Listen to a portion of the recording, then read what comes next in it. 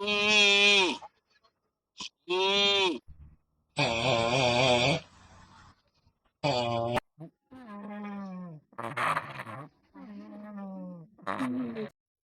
bonjour.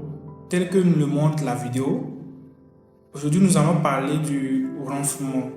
Le ronflement, qu'est-ce que c'est? Pourquoi ronfle-t-on? Le ronflement en lui-même est une maladie. Quelles sont les causes du ronflement et quelles peuvent être les conséquences de ce ronflement chez un enfant ou chez un adulte? Existe-t-il un traitement adapté au ronflement? Telles sont les questions que nous allons donner nos éléments de réponse dans cette vidéo. Alors, très fréquent, le ronflement est un bruit rauque, plus ou moins fort, qui perturbe notre sommeil. Il peut être permanent ou passager.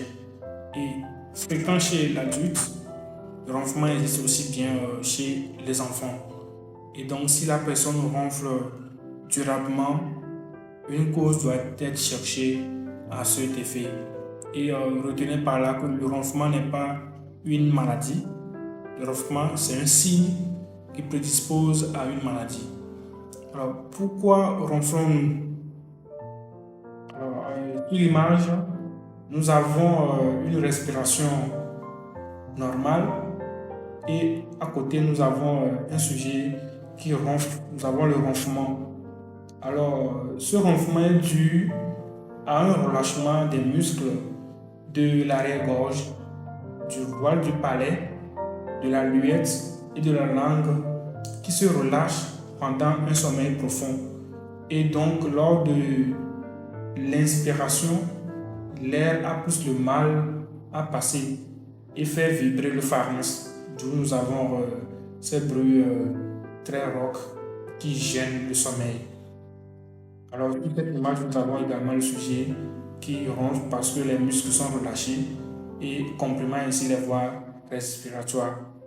Alors, quels sont les facteurs qui favorisent le ronflement chez l'adulte? Plusieurs facteurs sont susceptibles d'aggraver ou de déclencher le ronflement. Nous avons en première position le sexe. En général, les hommes ronflent beaucoup plus que les femmes.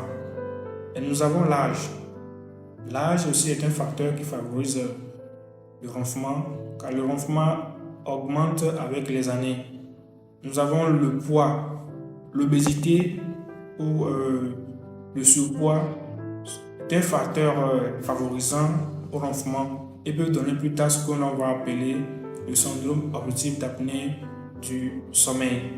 Alors, nous avons également les obstructions nasales telles que les angines, nous avons les rhinopharyngites, telles que sont les causes aussi qui peuvent déclencher notre ronflement.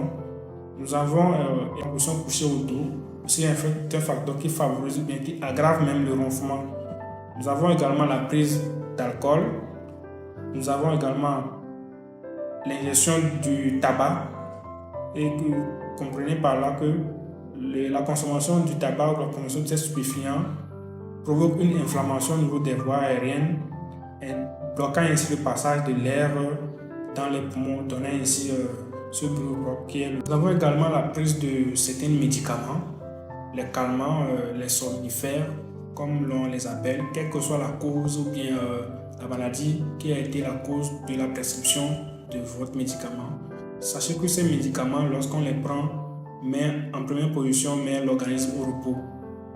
Et que quand l'organisme est au repos, tous les muscles sont au repos, par conséquent, ils se relâchent. Et donc, nous avons également les muscles de la sphère ORL qui se relâchent, les voiles du palais, la luette, la langue qui se relâchent, et compromet ainsi la voie aérienne supérieure. Et nous avons cette bulle là qui est le ronflement. Chez l'enfant, un ronflement passager peut être observé lors d'un épisode de rhinopharyngite ou d'une rhinite allergique. Mais lorsque ces épisodes durent, lorsque le ronflement dure, trois causes sont susceptibles d'être suspectées.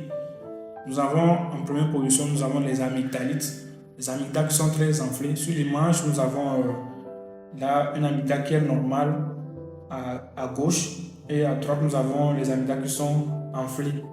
Sur l'image aussi, nous avons les amygdales qui sont enflé de part et d'autre du plan anatomique.